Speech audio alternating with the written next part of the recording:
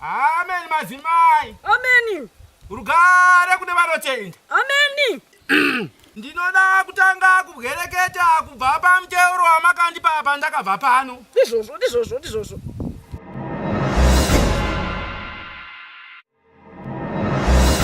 Ndingangoti paharyana pambiya mbiri dzamakandipa dziyane nhombo 3. Ndakati zvangu zvaita. Yatova hambura matapura mamproblem angu ose disappear kandicho.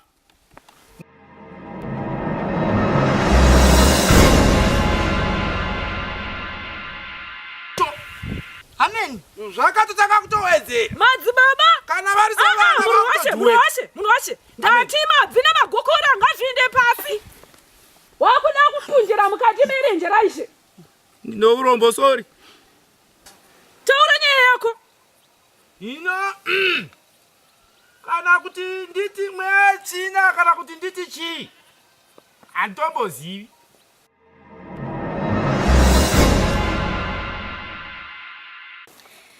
Waimboti iwe? My thermometer. My precious. Hazari mu drought. Iwe nemuromo wako. Ita? Ita.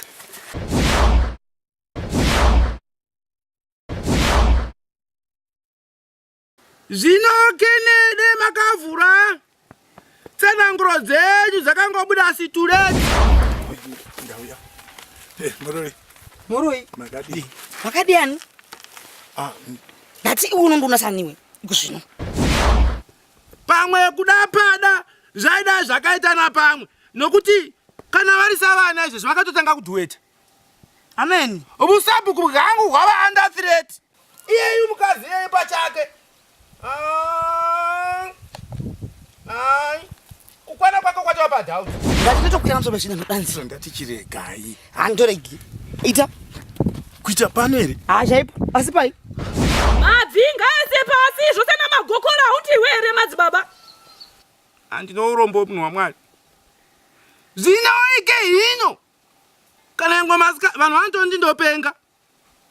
Asi ndola kuti ivo vanhu ndo vanodi ndo vanotopenga. But pasosi pari kubva chi maproblem ese iwawo achiuya mumba mangu. Ndapavona. Saka ndo panongoda kuti tiise ganhuro yobupenyu hwomunhu kuti iye Jesu pachake wakafa wani. Wakafa. Saka chikashamisira pana mai ava chii? Rega wafema John. Dai vakahuisisa zvandakava tsoro yandakavarokera kugara saka ivo ndo vari kutosumudza mhepo saka zvinani vafema John.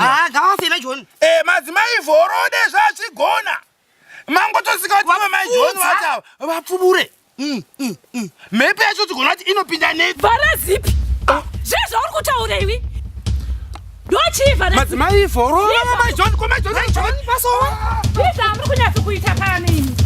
Hapana zvoti ndinoudzwa nemunhu ndazvihwira ndoga. Tinopedzerana nini?